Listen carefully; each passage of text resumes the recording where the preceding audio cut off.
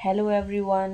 आज हम डिस्कस करने वाले हैं एक नया टॉपिक जिसका नाम है द लिविंग ऑर्गेनिजम्स। उससे पहले आप एक क्वेश्चन का आंसर करें। क्या कभी आप कहीं घूमने गए हैं ट्रिप्स पर, जैसे कि माउंटेन रीजन में या फिर डिज़र्ट एरिया में? यस और नो? अगर आपका आंसर यस है तो आप बताएं, क्या वहाँ के पेड़ पौधे और वहाँ का एनवायरनमेंट एक जैसा होता है या कुछ डिफरेंट होता है? फॉर एग्ज़ाम्पल, अगर आप माउंटेन्स में गए हैं तो वहाँ पर आपको किस तरह के पेड़ पौधे दिखाई देते हैं? क्या आपने कभी ये चीज़ें नोटिस की हैं? बताइए कमेंट बॉक्स में लिखकर। बिल्कुल, माउंटेन एरिया में होते हैं ट्रीज, ओक्स के, पाइन्स के और देवदार्स के। अगर हम बात करें डेजर्ट एरिया की, तो डेजर्ट एरिया में किस तरीके के पेड़ पौधे पाए जाते हैं? डेजर्ट एरिया में मोस्टली कैक्टस जैसे प्लांट पाए जाते हैं। क्या आपने सी बीचेस देखे हैं या फिर आप कभी सी एरिया के आसपास गए हैं? यस और नो? वहाँ का एनवायरनमेंट कैसा होता है, हॉट या कोल्ड? बताइए। तो आपने नोटिस किया होगा कि all of these places were so different from one another. कुछ होती हैं कोल्ड, अगर आप माउंटेन रीजन पर चले जाइए तो वहाँ का एनवायरनमेंट कोल्ड होता है। वहीं अगर हम बात करें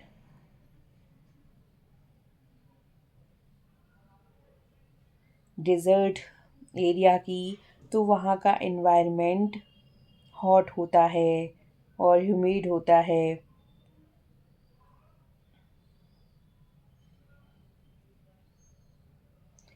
एक बात बताएं, क्या इन सभी एरिया पर लिविंग क्रिएचर आपको देखने के लिए मिलते हैं?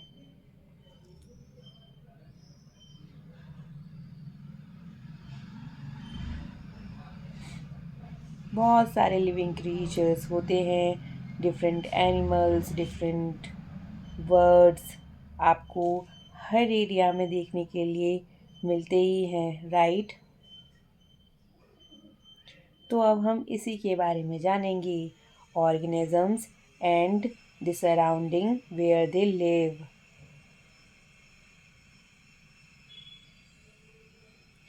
फॉर एग्ज़ाम्पल, अगर आपने देखा हो डिज़र्ट एरिया में मोस्टली कौन सा एनिमल मिलता है? Camel, right? वहाँ पर आपको ऊँट देखने के लिए मिलते हैं।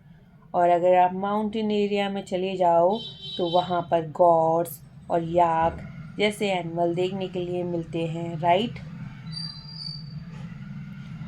और अगर आप बीचेस पे चले जाओ तो क्रैब्स देखने के लिए मिलते हैं, and such a variety of fish being caught by the fishermen at the sea, right?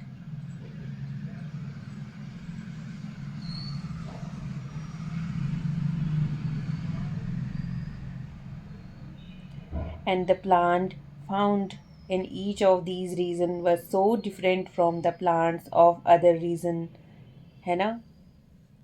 चाहे वो ट्रीज हो, चाहे एनिमल्स हो, जैसे जैसे इन्वायरमेंट चेंज होता है वहाँ के क्रिएचर्स भी आपको डिफरेंट देखने के लिए मिलते हैं, राइट? फॉर एग्ज़ाम्पल, अगर हम सी की बात कर लें तो सी के अंदर प्लांट्स और animal are surrounded by salty water, and most of them use the air dissolved in water. अगर हम बात करें डिज़र्ट की, तो डिज़र्ट में there is a very little water available in the desert. It is very hot in the daytime and very cold at night in the desert, and the animals and plant of desert live on desert soil and breathe air from the surrounding.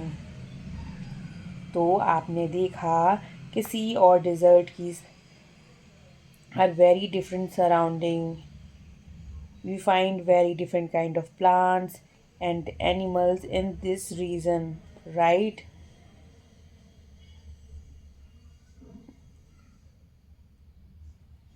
For example अगर हम बात करें dessert की तो वहाँ पर आपको camels देखने के लिए मिलेंगे और अगर हम बात करें सी की तो वहाँ पर आपको फिशेस देखने के लिए मिल सकती हैं, right? The body structure of camel help it to survive in a desert condition. कैसे? आपने लेग्स देखे हैं क्या कैमल के? कैसे होते हैं बताओ?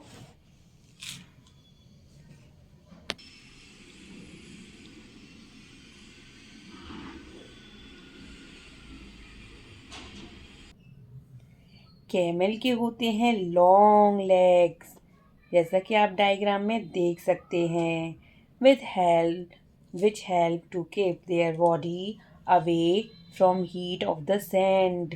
क्योंकि रेगिस्तान की जो रेत होती है वो डे टाइम में बहुत ही हॉट होती है, इसीलिए कैमल के हेल्प करते हैं ये long leg keep their body away from heat of the sand.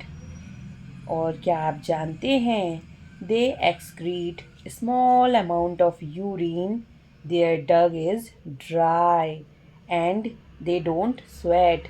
जैसे आप सभी को तो पसीना आता हुआ गर्मी में, बहुत पसीना आता है, लेकिन camel usually they don't sweat. Since camel lose very little water from their body, they can live for many days without water. अगर कुछ दिनों के लिए कैमल को पानी नहीं मिले तो भी वो सरवाइव कर सकता है. अब हम जानेंगे फिश के बारे में.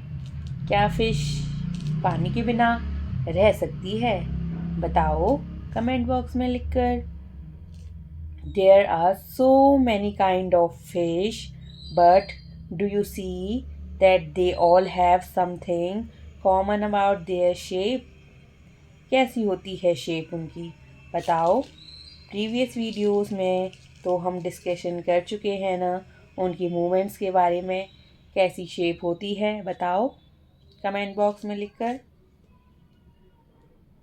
यस, स्ट्रीमलाइंड शेप होती है. This shape helps them move inside water. Fish have slippery scales on their bodies.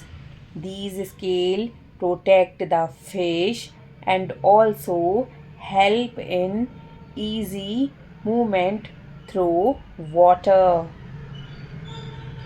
Fish have flat fins and tails that help them to change directions and keep their body balanced in water.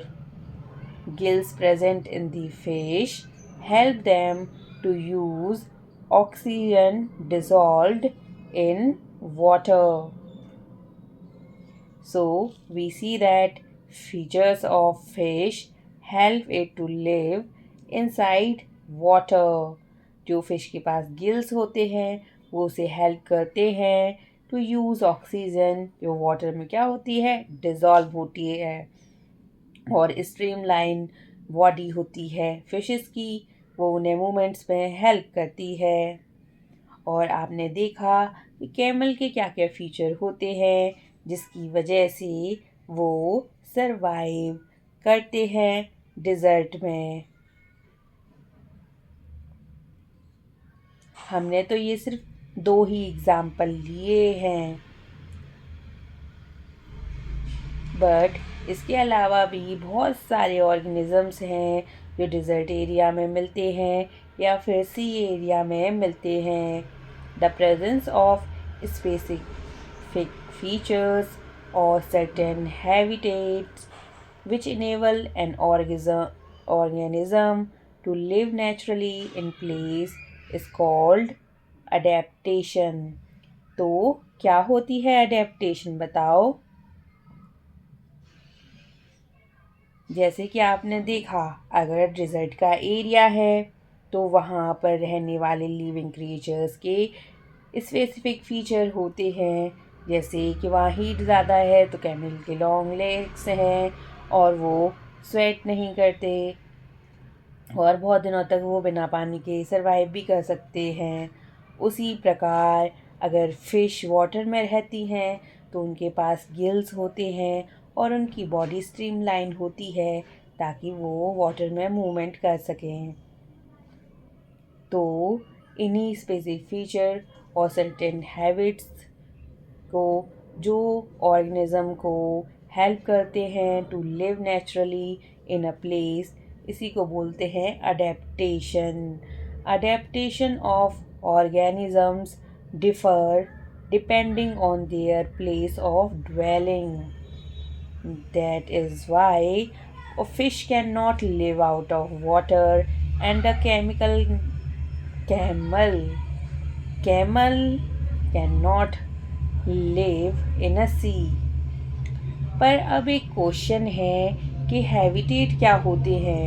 Habitat, क्या आपने ये word पहले सुना है कि habitat में रहते हैं, अपने अपने हैबिटेट में रहना हर क्रिएचर को पसंद है। तो क्या है habitat? The place where organisms live is called habitat. Habitat का मतलब होता है ड्वेलिंग प्लेस, एक तरह से ऑर्गेनिजम्स का होम है वो, जहाँ वो रहते हैं। The habitat provides food, water, air, shelter, and other needs to organisms. Several kind of plant and animals live in the same habitat. The plants and animals that live on land is called terrestrial habitat. अब question ये है कि terrestrial habitat के कौन कौन से example होते हैं? फॉरेस्ट हो गया, ग्रासलैंड हो गया, डिज़र्ट हो गए, कोस्टल रीजन हो गए और माउंटेन रीजन हो गए।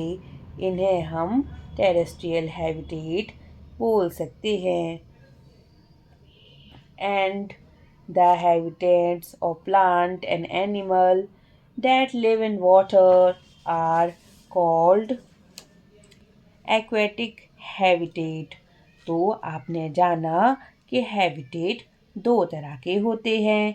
एक तो वो जो ट्रस्ट्रियल एरिया पर रहते हैं और एक जो वाटर वाले होते हैं वो होते हैं एक्वेटिक हैबिटेट। अब एग्जाम्पल कौन कौन से हैं एक्वेटिक हैबिटेट के? तो लेक हो गई, रिवर्स हो गई, ओशियंस हो गए। ये क्या है?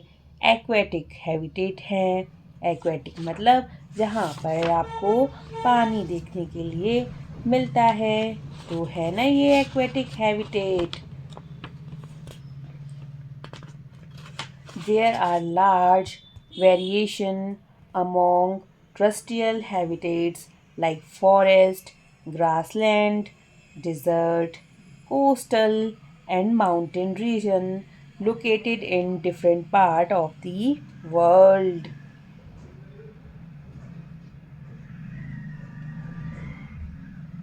और इसके अलावा दो चीज़ें और होती हैं, बायोटिक एंड एबायोटिक कंपोनेंट।